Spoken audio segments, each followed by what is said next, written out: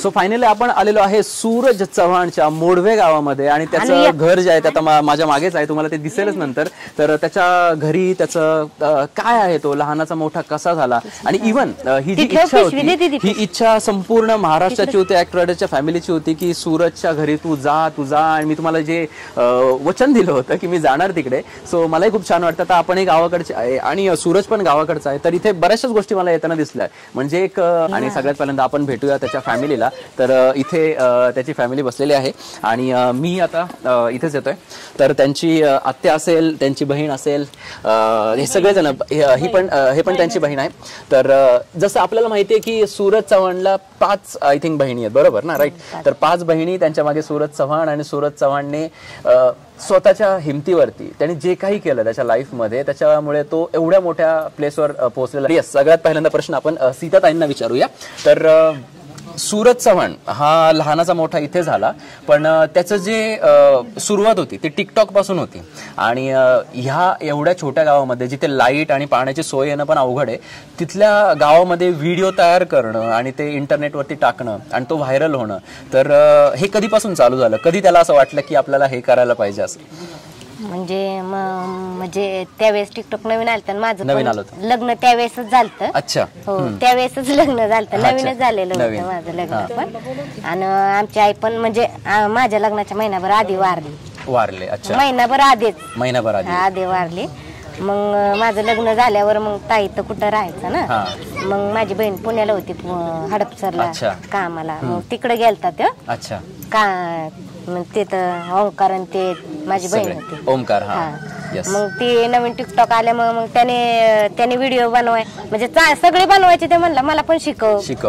मग त्याने शिकवलं त्याला व्हिडिओ बनवायला. मग तेव्हापासून व्हिडिओ बनवायला लागला. तर बिग बॉसचे जे लोक यायचे इकडं, तर मला हे विचारायचं की बिग बॉसचे लोक किती वेळा इकडे आले? कारण मला असं समजलं, आता माझं पण कॉन्टॅक्ट आहेत, तर ते बऱ्याच वेळा आले आणि सूरज सोबत बरेचसेच आधी प्रकार घडलेत त्याच्या लाईफमध्ये. तर त्यांनी विश्वास कसा ठेवला किंवा ते कसे आले आणि कसा तुमचाही विश्वास बसला की हे बिग बॉसचेच लोक आहेत? असं काय झालं, ते आधीच वाटतं त्यांचं महिनाभर आधी ओंकार ते मिटिंगला गेलते तिकडं पुण्याला. मिटिंग झाली त्यांची की तुला यायचं बिग बॉसच्या शो मध्ये, पण ता काय म्हणला मी नाही येणार, मला इतक्या दिवस मी कुठं राहत नाही, हे नाही. मग ते झालं म्हणजे त्यांचं 2-3 महिने त्यांचं ते चाललं होतं की ह्याला नाही. ते अभिषेक सर म्हणजे लय फोर्स करत होते त्याला. त्यांनी त्याला विनवणी केली सगळं. त्यांनी शेवट म्हणले ओंकार सांग त्याला समजून हे ते, आणि ते झालं. मग ते आले घरी, मला वाटते तिथनं मिटिंग करून. मला त्याच्या 15 दिवसांनी फोन आला. म्हणजे ता म्हणला मला नाही विश्वास वाटत, मला हे बिग बॉस मध्ये, आता बिग बॉस शो किती मोठा आहे, मला कसे नेत्यान ना, त्याला विश्वास नव्हता मला नेत्यान म्हणून की मी इतक्या ह्याच्यामध्ये जाईन म्हणून. कारण आम्हाला पण वाटत नव्हतं. तर म्हणजे आता एकदम शून्यात होता. आणि त्याला बिग बॉसचा शो भेटणार म्हणजे आम्हाला पण खरं नव्हतं वाटत म्हणजे. आणि नंतर मग त्या अभिषेक सरांचा फोन आला मला. ते म्हणलं तुझ्या ताईकडे फोन दे. मग तो फोन घेऊन आला माझ्या घरी. फोन आला, मग म्हणलं ताई त्याला समजून सांगा ना, खरंच आम्ही त्याला बिग बॉसच्या शो मध्ये नेणार आहे असं तसं बोलले माझ्यासोबत. म्हणलं अहो सर त्याला मी सांगते, तुम्ही या म्हणले. ते म्हणले आता आम्ही येणारच म्हणले, आता लय शो जवळ आलेला आहे, 28 तारखेला तर शो आहे. म्हणजे जुलै महिन्यातच त्यांचं जुलै महिन्यात चाललं होतं आणि तोपर्यंत फायनल नव्हतं झालं. त्यांनी फायनल जास्तपर्यंत त्यांनी फायनल केलं नव्हतं. तो जातच नव्हता ना. आणि मग त्यांनी फोन केला. मग ते म्हणले आम्ही 8 दिवसांनी त्याला मिटिंगला येणार आहे. आनंद सर, अभिषेक सर आले आणि त्यांच्याशी बोलणं झालं. मी म्हणलं आम्हाला अजून पण खरं वाटत नाही. ते काय म्हणले आमचं आयडी कार्ड म्हणजे आधार कार्ड, आयडी कार्ड तुम्ही बघू शकता, नाही तर तुमच्याकडे ठेवून घ्या. एवढा विश्वास त्यांनी दिला. मला असंही कळालं की आई मरी मातेचं मंदिर आहे, तर किंवा इथे घराच्या इथे कुठेतरी त्यांनी त्याचा हात हातात घेतला आणि ते असे खाली बसले आणि त्याला विश्वास दिला की अरे सूरज आम्ही असं झालंय का? झालंय ना. म्हणजे त्याला विश्वासच नव्हता वाटत की मी बिग बॉसच्या शो मध्ये जाईन म्हणून. बरोबर. मग त्याला मी म्हणलं त्यांना वाटायचं हे या ना, ते सर मला येस्तवर जास्तवर म्हणत होते, ताई ह्याला सांगा बर का, म्हणजे याचा विश्वास नाही, त्याने आधी पण असं फसवणूक केली निघून आलेला आहे. ते अभिषेक सर त्याच्या आधीपासूनच ओळखीचे आहेत, म्हणजे बरोबर ते म्हणले मित्रच आहे आम्ही अभिषेक सर ते. बरोबर. आणि मग त्यांनी फोन केला, माझ्या घरी आले, बोलले, हिथं आम्ही मीटिंग केली आणि नंतर मग 15 दिवसांनी त्याला पाठवलं तिकडे. मीटिंग झाली, केदार सर रितेश सर हे सगळ्यांची मीटिंग झाली. मग ते परत आला, म्हणजे त्याला तेव्हा पण विश्वास नव्हता मला घालावत्यान का नाही, परत माघारी सोडावत्यान का नाही, त्यांना सांगा मला लगेच दुसऱ्या दिवशी सोडायला असं म्हणला. म्हणलं अरे ती सोडावत्यान, ते म्हणले आम्ही लगेच सोडू, आम्हाला काय तिथं ठेवून. बरोबर. आणि ते त्यांची मीटिंग झाल्या मला वाटतं संध्याकाळचं 5-6 वाजता ते आला रिटर्न माघारी. असे बरेचसेच लोक आहे ना अशी पूर्व तयारी करतात ना, बिग बॉसच्या घरामध्ये जायचंय, मला आता एवढे कपडे घ्यायचे. त्याचं मला असं कळालं की म्हणजे एक चप्पल होती जी घरात घालतो ती, आणि काहीतरी 2 टी-शर्ट एवढ्यावरतीच तो गेला होता, असं काय आहे का त्याचं? चप्पल होती, सँडल घेतला होता त्याने यात्रेसाठी, सँडल घेतला होता. आमची साथ होती ना देवीची यात्रा झाल्याशिवाय तर काय जातच नव्हता, आणि घेतला होता. त्याचं जुनं शर्ट ते होते मी धुवून ठेवलेले. बरोबर. म्हणलं एवढंच आहे सर. ते अभिषेक सर आणि आनंद सर म्हणले तुम्ही टेन्शन नका घेऊ, आम्ही इथनं नेलं ना त्याला चप्पल सँडल सगळं घेऊ. आणि त्यांनी ना तिथं गेले त्या दिवशी त्यांनी सगळी खरेदी केली, त्याला कपडे बूट हे सगळं घेऊन दिलं त्यांनी. मी या गोष्टींमध्ये ना अभिषेक दादा तुझं मी खूप जास्त अभिनंदन करतोय, कारण तुझ्यामुळे तू एकतर ह्या सगळ्यांचा विश्वास जिंकला, त्या मुलाला त्या स्टेज पर्यंत पोहोचवलंय. आणि जेवढं मला समजतंय की सेट वरून अभिषेक दादा आणि त्यांची बॅकची टीम एवढी मदत करते त्याची सगळ्या गोष्टी. म्हणजे इथे गावाकडे फिरताना आय थिंक तो चप्पल घालत नाही, नाही घालत. आणि त्याचं असं म्हणणं आहे सूरजचं की तुला काटे लागत नाही का, तो म्हणतो की माझे पाय आता एवढे कडक झाले, काटे आता पायाने तुटतायत. असं खरंच आहे ती. आम्ही एवढं त्याला सांगायचो ना चप्पल घालत जा, तुला खडं नाही टोचत का, परत काट आपल्याला 5 मिनिटं चप्पल न घातली तर खडं नाही टोचतात. आता बिना चपलीचा म्हणजे शिंगणापूर आता महादेवाला बिना चपलीचा गेला एवढ्या उन्हाळ्यात, बिना चपलीचा चालत गेलता तिकडे. बरोबर. ही देवावरची त्याची श्रद्धा आहे. आणि खरंच म्हणजे आई वडील नसताना जर गणपती बाप्पाला तो भाऊ म्हणतो, आई मरी मातेचं मंदिर आता इथे मागे तुम्हाला दिसेल, सगळ्या गोष्टी तुम्हाला दाखवतो मी. आणि खरं आपण असं म्हणतो ना की गणपती आले आणि गणपतीमध्ये त्याला कॅप्टन्सी मिळणं हा योगायोग, म्हणजे हा गणपतीचा आशीर्वादच म्हणू आपण. आणि एवढ्या छोट्याशा गावामधून जर बिग बॉस मध्ये एखादा मुलगा जात असेल ना, तर ते कुठेतरी देवाचे आशीर्वाद किंवा ते ब्लेसिंग्स लागतातच, आणि ते कुठेतरी त्याला मिळाले. काही प्रश्न आपण सूरजच्या आत्यांना पण विचारूयात. तर सूरजच्या बाबतीत मला विचारायचंय, जसं तुम्ही बिग बॉसच्या घरामध्ये काल सांगितलं, त्याचा जन्म झाल्यानंतरच ते अशा प्रकारे गोष्ट होती की स्ट्रगल, म्हणजे तिथून स्ट्रगल चालू झालं. त्याच्या जन्मापासून ते आतापर्यंत त्यांनी काय अशा गोष्टी आहेत, आणि कुठली अशी गोष्ट तुम्हाला सांगायची की म्हणजे इथे ना तो पूर्णपणे तुटला होता आणि त्याच्यानंतर तो परत उभा राहिलाय? आता त्याचं काय सांगायसारखंच नाही, इतकी परिस्थिती होती म्हणजे त्याची आई वडिलांची सुद्धा. की असं घरात मध्ये 7-8 मुली असल्यामुळं कधी कधी जेवण सुद्धा मिळत नसायचं त्यांना, अशी परिस्थिती होती आमच्या भावाची. पण तेवढ्यातनं त्यांनी ती आज दिवस आम्हाला दावलं त्यांनी.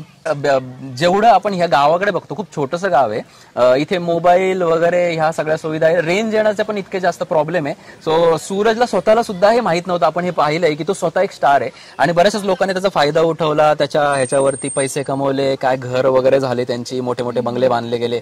तर सूरजला असं म्हटलं जातं की त्याला कुठेतरी रिबिन कट करण्यासाठी बोलवायचे आणि त्याला एखादा टी-शर्ट देऊन पाठवायचे. तर ही गोष्ट खरी आहे का कितपत?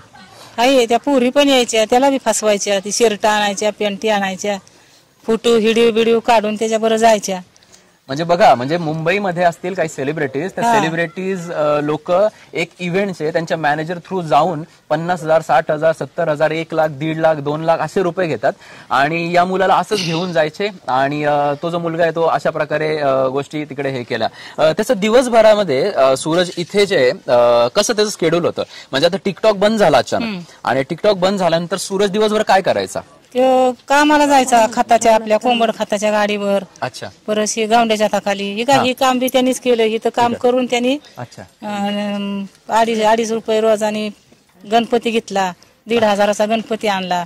मला म्हणला त्या गणपती बसवायचा आहे. मग स्टार्टला आम्ही इथं गणपती बसवला. तर विषय असा आहे की तुम्ही जे गणपती वगैरे केलं किंवा त्यांनी पण लहानपणापासून केलं, कदाचित तीच कृपा आज बाहेर आली आहे. त्या दिवशी त्याला तो पाहिला. देवावर खूप श्रद्धा आहे, म्हणजे मनापासून. बरोबर. प्रत्येक देवाला म्हणजे मनापासून श्रद्धा. आणि कुठेतरी सूरज जे आपल्याला व्हिडिओमध्ये दिसायचा की सूरज असा काय ओरडतोय किंवा काय गोलीगत वगैरे ह्या सगळ्या गोष्टी, तर त्याच्या मागचा किंवा पडद्यामागचा सूरज कुणीच बघितलेला नव्हता. आणि तो सूरज आपल्याला बिग बॉसच्या घरामध्ये तिकडे पाहायला मिळाला. बिग बॉसच्या घरात जाऊन ते एक चांगलं झालं त्याच्यासाठी की माणसांना वाटायचं हा छपरी आहे, टपोरी आहे, तर वराडतो, असं करतो, वराडतो, उड्या मारतो. माणसांना वाटायचं हे उगाच काहीतरी करतंय. पण त्या बिग बॉसच्या घरात त्याचं नेचर म्हणजे त्याचा साधेपणा हे कळला. ते महाराष्ट्राला कळलं, महाराष्ट्राने त्याला एवढं प्रेम दिलं. बरोबर. त्याच्यामुळे ह्या बिग बॉसच्या शो मुळे झालं एवढं सगळं बरोबर साध्य. बरोबर. अजून आपण दुसऱ्या त्यांच्या बहिणी त्यांना पण आपण विचारूयात. म्हणजे निर्मला शांताराम खोमणे. हा, निर्मला ताई आता आपल्या सोबत आहेत. निर्मला ताई, तुमची अशी कुठली आठवण आहे सूरज बद्दल की सूरज तुम्हाला कसा वाटत होता? म्हणजे पहिल्यापासून असं वाटत होतं की यार सूरज हे काय करतोय, व्हिडिओ करतोय आणि काहीतरी काम करायला पाहिजे की नाही, असं काय तुम्हाला वाटायचं का असं त्याच्याबद्दल? नाही, आम्हाला वाटायचं आमच्या बाप्पाचं नाव मोठं व्हावं, त्याने व्हिडिओ काढावं आणि लोकांच्या मध्ये असं सहभागी व्हावं. प्रत्येकाला एक इच्छा असते ना आपल्या गावामध्ये आपल्या गावाचं नाव आपण रोशन करावं. आणि सूरजने फक्त तुमचं गाव नाही, शहर नाही, तर जवळपास महाराष्ट्राचं नाव एका वेगळ्या लेवलला नेऊन ठेवलं. तुम्ही आता तुम्ही बिग बॉस मध्ये त्याला बघताय आणि बिग बॉस मध्ये पहिल्या दिवसापासून आता 60 दिवस झालेत. तर इथलचा घरात मधला सूरज, तर त्याला ज्या गोष्टी काहीतरी कळत नव्हत्या किंवा काय, तर आता 60 दिवसामध्ये त्याच्यामध्ये बदल झालाय का? तुम्हाला दिसतोय का बदल झालाय? कारण तो आहे ना कधीच कुणाचं ऐकत नव्हता, पण तिथं इतकं चांगला वागतोय ना, आम्हाला लय आवडते. ती पाहूनच इतकं वाटतं की कधी त्याने आम्हाला असं हे केलं नाही, पण तिथं इतकं चांगला वागतोय ना. गोरा झाला आणि सगळ्यांचा ऐकतो, ह्यातच मोठं हे वाटते. तिच्या पोरींना सुद्धा दिदीशिवाय रमेशशिवाय बोलत नाही अजिबात. कसली त्याच्यापाशी कशी पोरी उभी राहू द्या. सगळ्यांना आपल्या बहिणी हीच मानणार, कधीच कुणाला वाईट भावनेने बघणार नाही किंवा वाईट वासनेने बघणार नाही. बरोबर. आणि ते नेचर आपल्याला बिग बॉसच्या घरामध्ये पण सूरजचं दिसलंय की परस्त्री माते समान किंवा त्या प्रकारे तो बघतो. जसं वर्षताईंना त्यांनी आईचा दर्जा दिला, तर या सगळ्या गोष्टी खरंच त्याच्या ह्याच्यातून सगळ्यात ह्यांना ताई म्हणतो, बाकी सगळ्यांना तर ताई म्हणतो. तुम्हाला म्हणजे त्याला बिग बॉसची ऑफर आली त्यावेळेस तुम्हाला हा शो माहिती होता का? नाही, आमच्या बहिणीने सांगितलं आम्हाला. म्हणजे स्ट्रगल होतं या सगळ्या गोष्टी, म्हणजे त्यांचं पण खूप जास्त मेहनत आहे त्याला इथपर्यंत आणण्याचं आणि ह्यांची पण मेहनत आहे. मला अजून एक गोष्ट विचारायची आहे, त्याला लिहिता वाचता येत नाही, तर मोबाईल वापरतो तो, तर मोबाईल मध्ये नंबर कसा सेव्ह करतो तो? मोबाईल मध्ये नंबर चिन्ह टाकतो. चिन्ह टाकतो. त्या दिवशी ते आनंद सर पण आश्चर्यचकित झाले, म्हणले माझा नंबर काय सेव्ह केलाय. तर त्यांनी अशी बुक्की केली 2-4 बुक्की. म्हणलं मी आता तुला नंबर म्हणजे डायल करतो तुझा. ते आश्चर्य पडले की ह्याला लिहिता वाचता येत नाही, नंबर कसं सेव्ह करतो, नंबर कसं म्हणजे काढतो. अभिषेक सर म्हणले तसा लय हुशार येतात, सगळं येतं म्हणजे व्यवस्थित. मला पण जेवढं मी शिकले त्याच्यापेक्षा जास्त म्हणा, मला पण एवढं येत नव्हतं. इंस्टाचं याचं व्हिडिओ त्याचं बनवायला कधी लावलं ना, तर मला ते मोबाईल मध्ये करून द्यायचं. मी म्हणायचे मला नाही येत बाबा यायचं, आपल्याला काय माहित नाही मोबाईल, तर शिकलेला नसून ते मला सांगायचं असं असं करत. बरोबर आहे. आणि आता शिकलेला नाहीये तर बऱ्याचशाच गोष्टी येत असतील ना. समजा एखाद्याने त्याला समजा पैसे असतील तर एखाद्याने 20,000 दिले, 10,000, तर मग त्याला ते मोजता वगैरे येतात का? मोजता नाही येत अजिबात, त्याला मोजता येत नाही, मोजता तर येत नाही व्यवस्थित. ते सुद्धा पैसे मोजता येत नाही. किती पगार झाले आपल्याला? मला म्हणतो दाजी आपल्याला पगार किती झाला? मी म्हणतो बाळ हो, त्या दिवशी आपण कोंबड खत पांगवलं त्या दिवशी आपल्याला 800 रुपये हजरी, ज्या दिवशी आपण कोंबड खत भरलं त्या दिवशी आपल्याला 600 रुपये हजरी. मग आम्ही त्याला हिशोब सांगतो की बाळा हो एवढा पगार झाला, आणि त्याच्याकडे आम्ही आणून देतो. मग ते आपलं त्याने आपलं खोललंय खातं मुरटी त्याच्यात आपल्या पोस्टात, ते आपलं नेऊन टाकतो. अच्छा, म्हणजे ही किती भीषण परिस्थिती आहे की त्याला लिहिता वाचता येत नाही, त्याला किती पैसे दिलेत हे पण समजत नाही, मोजता येत नाही, कारण अंकच कळत नाहीये. आणि कदाचित याच गोष्टीचा गैरफायदा घेतला असू शकतो याच्या आधी काही लोकांनी, की त्याला घेऊन जाऊन त्याला पैसेच दिले नाही आणि अशा प्रकारे त्याचा स्टारडमचा फायदा करून घेतला. पण म्हणतो ना आपण, देव ज्याच्या पाठीमागे असतं त्याचं ते तसंच राहत नाही, तो आज त्या प्लॅटफॉर्म वरती गेलेला आहे. कुणाला नाही म्हणू शकत नाही, नाही म्हणत नव्हता, त्यामुळे त्यांनी फायदा घेतला मला. आता सूरजचं घर असं इकडे, तर त्याचं पण असं म्हणणं आलं की येऊन लोक असे नाही का दरवाजा वाजवून मग सूरजला बोलून आणायचे असं. हा, लोक आली नाही तर आम्हाला विचारतात तुम्ही कोण? मी सांगतो आमच्या मामाचा मुलगा आहे. मग लोक म्हणतात त्याला उठवा नाव. मग मी त्याला बाळा ऐक ना, ती माणसं आली बघ, एकतरी फोटो काढा रे, लांब ना. बरोबर. तो डोळं चोळत उठणार, हा पुढे जाणार, हात पाणी दे, हात पाय धुवायला, बरोबर. पाय धुणार, मग फोटो बिटो शर्ट घालणार नाही का नवीन, एखादा असतो त्याचा एखादा शर्ट घालणार, तिकडे जाणार माग तिकडे जायचं तसं जायचं. पण नाराज नाही करत, किती नाराज लांब नाही नाही करत. बरोबर. त्याला ह्याच्या अगोदर जायच्या अगोदर बिग बॉस मध्ये जायच्या अगोदर असली गाडी आली होती, कपडे घातली आणि त्या गाडीत बसला आणि निघून गेला तिकडं. म्हणजे त्यांनी नेलं, नेल्यावर त्याच्याजवळ अक्षरशः 1 रुपया सुद्धा नव्हता चिंचवडचा. आणि मग त्यांनी त्याला 1,500 रुपये दिलं. हा 1,500 रुपये दिल्यावर मग इथं उतरावला, हसतच आला माझ्याकडे. मी तिथं बसली होती. म्हणलं काय झालं, तर म्हणला एवढे मला पैसे दिल्यात. रविवार होता, मला मग उपास होता. म्हणला तुला काय आणू फराळाचं, तर मी म्हणलं मला काय नको आणू, म्हणलं तुला देवीची साथ आहे, तू म्हणतो ना माझ्या बहिणी यायच्यात, मग ती पैसे तसंच ठेव. त्याचं म्हणणं होतं की मी तरी ह्या वर्षी माझ्या देवीला कोंबडा कापायचा आहे, असं त्याचं म्हणणं होतं. मग ती पैसे त्यांनी 1,500 ठेवले आणि त्या रोहिणीबाईच्यात गेला. त्यांनी काय मला एक 5 रुपयाचं 10 रुपयाचं चिक्कीचं पाकिट आणलं. मला बस का, म्हणलं बस झालं, आणू का अजून, म्हणलं नको. मग आम्ही हसायला लागलो दोघंजण. म्हणला तू उठावलं म्हणून मला 1,500 मिळलं. मग म्हणलं अरे देवी तुझ्या पाठीशी आहे ना, म्हणलं तुला कुठं नाही कुठं तरी देती देवी, म्हणलं. त्याच्या बघा मग त्या लोकांनी, मग त्याच्या ही लोकच आली, ही अशी गाडी आली ना, पाठोपाठ मग ही बिग बॉसची यांची लोक यायला लागली. हा म्हणजे एकूणच यांच्या सांगण्यावर आपल्याला असं दिसतंय की स्वतःसाठी काहीच नाही. म्हणजे थोडे पैसे आले, चला मला देवीला हे करायचंय, मला गणपतीला हे करायचंय, असं सगळं. जीवाला कधी मी सुरुवातीलाच म्हणालो की फक्त देवाची पूजा करून होत नाही, तर त्यासाठी चांगले कर्म करायला लागतात. कदाचित वडिलांकडून त्याच्याकडे ते अनुवंशिकपणे आलंय आणि स्वतःच्या घासातला घास दुसऱ्यांना देणं. आणि आई वडील वारलं ना, म्हणजे असं आजारी होतं, माग मी भांडी घासत होती, तो म्हणायचा माझ्या बहिणीला बोलवा. मी शिर्डीच्या दुधाचा चहा करून आणला डबा भरून, तेवढं वडील चहा पिलं. पण माझ्या हातात हात दिलं आणि त्यांना काहीतरी सांगायचं होतं की माझ्या बाळावर ध्यान ठेवा, असं तसं म्हणजे. पण ती काय बोललंच नाहीत पुढं. आणि मग ती काय 10 वर्षाचा होता, त्याच्या वारल्या ती तिकडं खाली होता, खेळत होता तिकडं, ती गोट्या खेळत होता. ते पोरांनी अशा आपल्या गावातल्या पोरांनी बोलून आणला, अरे चल तुझं वडील वारल्या. ती म्हणजे त्याला असं एवढं काय कळत नव्हतं. आला तर बघत होता नुसता, असं काय झालं म्हणजे माझ्या आप्पाला काय झालं असं नुसतं बघत होता. मला लई नावं ठेवली माणसांनी की हा गोट्या खेळतोय असं, पण त्याचं म्हणजे वयच नव्हतं ते समजणे इतकं की वारल्यावर काय असतं, रडत्यात का काय, ते नुसता बघत बसला होता. आणि बरोबर, मी त्या लोकांना पण सांगेन की जे लोक ना सूरजला एवढं पण कळत नाही का, तेवढं पण कळत नाही का असं जे म्हणतात ना, एकदा या आणि त्याची परिस्थिती जी जगली आहे ना, एकदा या वातावरणामध्ये जगून बघा, किंवा बघा त्याची लाईफ थोडासा एक आपण म्हणतो ना फ्लॅशबॅक मागे टाकतो, ते बघा, कळेल तुम्हाला की काय कुठून आलाय तो आणि कशा प्रकारची परिस्थिती होती.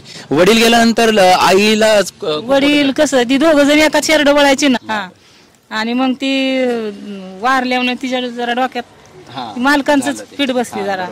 आणि मग ती आपली फॉरेस्टात जायची, रात्रीची 10-10 वाजता जायची. तुम्ही स्वतः मला वाटच बघायची आमच्या म्हणजे ते डोक्यातच बसलं होतं की माझ्या शेरड आहेत, शेळ्या वळाय जायचंय. ती वाटच बघत बसायची रस्त्याला, शेरडा कधी येतात, सारखी तिकडे लक्ष देऊन, 5-6 सारखी लक्ष द्यायची तिथं. ध्यान होतं. कारण कसं की 6 वाजता शेरड घेऊन यायची ना, डोक्यावर सरपणाचं वज अशा घेऊन यायची दोघं जण. मी स्वतः सुरतच्या आईला जाऊन आणलं. सुरतची आई इतकी बोली होती, आमच्या अशी आलीत बी नव्हती. पण कधी मालकाला सोडून कधी कुठे गेली नाही. 10 रुपये जरी असलं ना तिच्याजवळ तरी नवऱ्याला काढून द्यायची. इतकं प्रेम होतं दोघांचं. मग कशी ती जगन, त्याच्याशिवाय कशी जगन. 2-3 वर्षातच म्हणजे गेली. 2-3 वर्षातच आईला तसं खरंच ते साथीदार आपला गेल्यानंतर मग ते नाही राहू शकले. राहिलंच नाही ना तिचं. बरोबर. आणि त्याच्यामुळे कदाचित हा पोरका झाला. आणि हा आता पण आता बिग बॉसच्या घरात म्हणतो की एवढं लवकर मला सोडून जायचं होतं, तर कशाला जन्म दिला वगैरे अशा गोष्टी. त्याच्या आतून ते एक प्रेम. लोकांचा आई वडील बघून सुद्धा त्याला वाटतं ना की मला सुद्धा नाही करत, त्याला आम्ही घरातल्या. आता मला हे विचारायचं, बिग बॉसच्या घराच्या आत जायच्या आधी हे याचं बांधकाम मी बघितलं होतं, गुगलला फोटो आहे, सूरज स्वतः घमेला घेऊन आहे.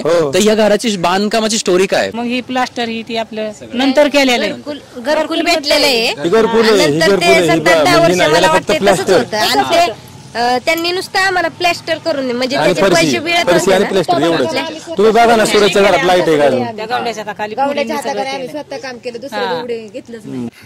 बरोबर. फक्त एक खोली आहे छोटी, आणि त्याच्या पण बऱ्याचशाच गोष्टी स्वतः काम करून, विटा आणून आणि स्वतः पैसे घालून, या सगळ्या गवंडी काम पण स्वतः करून यांनी ते बांधलेलं आहे. मला त्या बाईक बद्दल विचारायचं. आत KGF म्हणून फेमस आहे ती बाईक सूरतची, आणि एकच सिंगल सीटर आहे. एक दिवस म्हणलं बाळा ही गाडी आणली तू कुणासाठी आणली, हे म्हणला माझ्यासाठी. म्हणलं आम्ही मागं बसायचं म्हणलं आपण घरी सीट तयार करू म्हणला आणि मग तुला घेऊन बसायचं जातं म्हणला. या मुलीला आमच्या म्हणायचा नातीला की ही म्हणायची अरे मला कॉलेजला जायचंय. म्हणला ही माझी गाडी घेऊन जा. ही म्हणली मला तिथं पोलीस धरते की तुझी गाडी घेऊन गेल्यावर ही वाचते ना लय गाडी असं म्हणायचं. लय चेष्टा करायचा. हात पण लावून देत नव्हता कोणालाच नाही गाडी. सारखी ती गाडी पुसून काढायचं आणि सारखा माझ्या गाडीला कोणी हात लावायचा. लय वैतागायचं हात लावले कोणी. आणि त्याला चिडचिड आहे ना ती सगळी वैतागून द्यायची मुद्दाम. वज्रगड आहे ना, वज्रगड बिवडीची तिथे वज्रगड म्हणून आहे, तिथली मुलं आहे, त्यांनी त्याला गाडी भेट दिली. हो, वज्रगडाच्या पायथ्याच राहिले ती लोक. बरोबर, वज्रगडाच्या पायथ्याशी जे लोक आहेत त्यांनी त्याला जी गाडी ती गिफ्ट दिली. खरंच खूप छान वाटलं. आणि तुझं नाव आणि तू त्याची कोण आहे म्हणजे त्याची भाची आहेस तू. ओके, तू पण भाची आहेस, तू पण त्याच्याबद्दल काय सांगशील? तिला पण माईक. तुझे कुठली अशी आठवण आहे सूरज बरोबर जी तुला असं वाटतं की कॅमेरामध्ये सांगायची तुला? म्हणजे असं आठवण म्हणजे खूप सारे आठवणी आहेत. मामा बर म्हणजे व्हिडिओ काढायला असायची मी, कॅमेरा धरायला. परत मामाला म्हणजे डान्स मला थोडा येतो तर मामा म्हणायचा की हे गाणं लावायचं, आम्ही घरात गाणं लावायचं आणि मामा मग म्हणायचा की मला शिकव, मला डान्स करायला शिकव, आपल्याला व्लॉग काढायचं. पण आतापर्यंत आम्ही कधी व्लॉग काढलाच नाही, जमलंच नाही कधी. शेवटचा काढला तर मामा मग बिग बॉस मध्येच गेला डायरेक्ट. तो व्लॉग तसाच मोबाईल मध्ये एडिट करून ठेवला आम्ही. व्हिडिओ काढायला मदत करायचे, परत डान्स शिकवायचे मामाला. बिग बॉसच्या घराबद्दलच बोलायचंय. घरात आल्या आल्या तुम्ही चप्पल काढून आत गेला आणि इव्हन तुम्ही घरातून बाहेर येईपर्यंत तुमचा पदरही खाली आला नाही. हे जे संस्कार आहेत ना हे सगळ्या महाराष्ट्राला आवडलेत. मी जे काल एक वाक्य बोललो की म्हणजे ही जे घर आहे हे एकदम झोपडीप्रमाणे छोटं आहे, तर म्हणून मी काल एक वाक्य लिहिलं होतं की झोपडीची माया महालात दिसली आणि स्वप्नांची दुनिया बहरली. झोपडपट्टीच आहे ना, झोपड्याच होत्या या, झोपड्या होत्या सगळ्या, झोपडीतलाच माणूस आहे तो काय बंगल्यातला नाही का. मी तेच म्हणतो की तुम्हाला बिग बॉसच्या घरामध्ये गेल्यानंतर ते एवढी सगळी ती लाईट्स आणि या सगळ्या गोष्टी बघून म्हणजे पावसात भिजायचो अनुभव म्हणजे कसं आम्हाला ती बघूनच हे झालं. म्हणजे आपण कसं काय इथं आलो, पण बाळामुळे तरी आम्ही तिथं गेलो. बरोबर, नाही तर कुठलं जाय आम्हाला कधी मुंबई माहित नाही, कधी पुणे माहित नाही, कधी नाही. त्याच्यामुळे पहिलीच मुंबई त्याच्यामुळे आम्हाला बघायला मिळाली. या पोरीला तर कधी नेरा सुद्धा जवळची माहित नव्हती. आता इथून पुढचा तुमचा प्रवास असा नसणार आहे. आता सूरज तुम्हाला फिरवेन सगळ्या. सूरजला बऱ्याचशाच गोष्टी तिकडून कळतील. इव्हन सूरजसाठी एखादा मॅनेजर पण अपॉइंट होईल जो त्याचा सगळा हिशोब ठेवेल, त्याला कोणी फसवणार नाही. या सगळ्या गोष्टी इथून पुढे होतील. आणि जे तुम्ही म्हणताय की तुम्ही झोपडीमध्ये आयुष्य जगलंय, पाऊस आणि भिजत होते तुम्ही आत घरामध्ये, अशा प्रकारे पत्रे गळत होते, या सगळ्या गोष्टी, तर आता इथे लवकरच बंगला होईल. आणि मी पहिल्यापासून मला माहिती होतं सूरजला कुठली PR टीम नाहीये आणि मी सगळ्यात पहिल्यांदा कॅम्पेन चालू केला की मी पण सूरजचा PR, आणि त्या कॅम्पेनला इतका सपोर्ट मिळाला. मी तुम्हाला सांगतो, मला एवढे मेसेज येतात आणि खाली हॅशटॅग असतं मी पण सूरजचा PR. तर कदाचित या गोष्टीमुळे आणि सूरजच्या त्या साधेपणामुळे, या सगळ्याच गोष्टींमुळे सूरज आज ज्यापर्यंत पोहोचलाय. तर आपण असं म्हणू की एक पाऊल फक्त लांब येतो त्या ट्रॉफी पासून. मला हे विचारायचंय, बिग बॉस मधून तुझ्यावरचं ट्रॉफी घेऊन येईल, मी तर असंच समजतो जिंकलाय बस, तो ट्रॉफी घेऊन येईल. तर मला तर असं वाटतं की जे आपलं आई मरे मातेचं मंदिर आहे त्या मंदिरात तो पहिला जाईल, कारण त्याने त्याच याचं. तुम्हाला काय म्हणायचं या गोष्टी? मला पण तेच म्हणायचंय. देवीला पण आम्ही मागितलं की आमच्याच बाळाला ट्रॉफी मिळू दे आणि अख्ख्या महाराष्ट्राने त्याला बोट करू दे म्हणून. बस देवीला मागितलं आणि देवीने दिलं नाही असं होऊच शकत नाही. त्याच्यामुळे बिग बॉस हा सीझन जो आहे तो, मी कालही माझ्या रिव्ह्यू मध्ये म्हटलं की जो सूरज आहे, सूरज हा सीझन जिंकतोय. वन साइडेड वोटिंगचा सपोर्ट आहे त्याला. त्याच्या आसपास पण दुसरा नंबरचा कंटेस्टंट येऊ शकत नाही. सो आपण विचार करू शकता की त्याची पॉप्युलॅरिटी काय आणि महाराष्ट्र कशा प्रकारे त्याला बघतोय. आणि थोड्याच दिवसा म्हणजे 6 तारखेनंतर ज्यावेळेस तो इथे घरी येईल ना, तुम्हाला इथे तुफान गर्दी बघायला मिळणार आहे फक्त त्याला बघण्यासाठी. सो त्याच्यासाठी तुम्ही आता रेडी राहा. कसं आहे, पब्लिकची साथ आहे, पब्लिकने त्याला साथ द्यावा. बरोबर. आणि यावं त्यांनी जिंकून, अशी माझी पण इच्छा आहे. त्यांनी त्याच्या आई बापाचं स्वप्न पूर्ण करावं. बरोबर आहे. त्यांच्या ताईला पण विचारू, तुम्हाला पण काय वाटतंय? एवढे सगळे लोक सपोर्ट करतायत त्याला आणि ट्रॉफी येते आता. ट्रॉफी येते, पण प्रत्येकाने एवढा सपोर्ट केला. म्हणजे आम्ही अग्रीमेंट पासून ते ऍडव्होकेट पण आम्हाला, म्हणजे त्यांनी रुपया पण नाही घेतला. अग्रीमेंटचे सगळे पैसे घेतात ना ते राहुल सर ऍडव्होकेट, त्यांनी रुपया नाही घेतला. त्यांचा 1-2 तास आमच्यासाठी फ्री ठेवला. त्यांचं मनापासून आभार मानते. परत ते केदार शिंदे, बिग बॉसचे म्हणजे कलर्स मराठीचे हेड, अभिषेक सर, आनंद सर, सगळेच म्हणजे सगळ्यांचं मनापासून आभार मानायचंय की तुम्ही इथपर्यंत आम्हाला साथ दिली तुम्ही, आणि अशीच पुढे पण साथ देत राहा. महाराष्ट्र पण खूप सपोर्ट करतोय त्याला, वोटिंग हे ते सगळं. आम्हाला मनापासून सगळ्यांचा आभार मानायच्यात एवढंच. आणि ट्रॉफी त्यांनी जिंकून यावं, येणार आहे ट्रॉफी त्यांनी जिंकून यावं एवढंच आमची इच्छा आहे. आपल्या घरी निकिता येणार आहे गावरान कोंबडा खायला. आमच्या आत्याच्यात कोंबडे आहेत म्हणला गावरान. निकिता म्हणली मला बाजरीची भाकरी पाहिजे, ती दुसरी काय ती म्हणली मला तांदळाची भाकरी पाहिजे. अंकिता ते डीपी दादा तर आम्हाला येस्तवर गावरान कोंबडा विसरू नका बर का. खरंच छान आहे. त्यांना भेटून म्हणजे लय मस्त वाटलं. रडत होती वर्षाताईंना ते खूप दिसत होतं आणि त्यांना आम्ही बाहेर निघतो वर्षाताई रडत होती. त्यांनी परिस्थिती मालावली त्याची, म्हणजे त्यांना माहिती पडलं की खरंच आहे तो परिस्थितीचा. सगळे त्याला लहान म्हणजे लहान असल्यामुळे सगळेच जीव लावतात. ते निकुताई, अंकिता ताई सगळे, परत डीपी दादा, पॅडी दादा हे सगळे त्याला म्हणजे लहान आहे ना, सगळ्यात लहान आहे त्यामुळे सगळे जीव लावतात त्याला. आणि सगळे त्याची म्हणजे हीच करत होते, म्हणले लय सूरज भारी आहे. आम्हाला पण वाटलं नव्हतं ताईत का हे असन, पण त्याचं मन खूप सुंदर आहे म्हणले. मग त्यांच्यापासून त्यांनी पण त्याची तारीफ केली, ते आम्हाला पण छान वाटलं ना की ह्यांना पण इतका समजून घेतो. त्याला सांगितलं येताना यांना उलट पिलट, ते म्हणले ता अजिबात आम्हाला उलट बोलत नाही काय नाही, त्याला मस्त मुलगा आहे. बरोबर. आम्ही येणार आहे सगळी त्याला भेटायला त्याच्या घरी. म्हणलं या तुम्ही सगळी. बरोबर. बरेचसे लोक काय करतात, म्हणजे लोक म्हणतात की एखाद्याची इमेज चांगली दाखवण्यासाठी ना काही सीन कट करायला लागतात. अरे ह्याच्यात नको हा वाईट दिसेल, ह्याच्यात नको तो वाईट दिसेल. सूरजचा सीनच कट करायला नाही हो. सूरजनी जे काही त्याच्या बिग बॉसच्या घरामध्ये वागलंय ना ते सगळं चांगलंच वागलेलं. आणि इव्हन प्रत्येक जो बाकीचा कंटेस्टंट आहे, पॅडी, डीपी, वर्षाताई असतील, निकीने एवढा म्हणजे हायदोस माजवला घरामध्ये, पण ती सुद्धा म्हणते की मी तुझ्या घरी येणार, मी हे करणार. सो आपण ह्या सगळ्या गोष्टी पाहून एक सूरजचं नेचर आणि या सगळ्या गोष्टी आपण इकडे गेस करू शकतो की तो कसा आहे. सो धन्यवाद तुम्हाला सगळ्यांना. आणि जाता आता मी आता आईमरे मातेचं मंदिर आणि सूरजच्या अजून काही गोष्टी आपण त्याच्या बाकी काही मित्र असतील किंवा फ्रेंड्स असतील, भाचे असतील, त्यांच्याकडून आपण जाणून घेऊयात. सो धन्यवाद.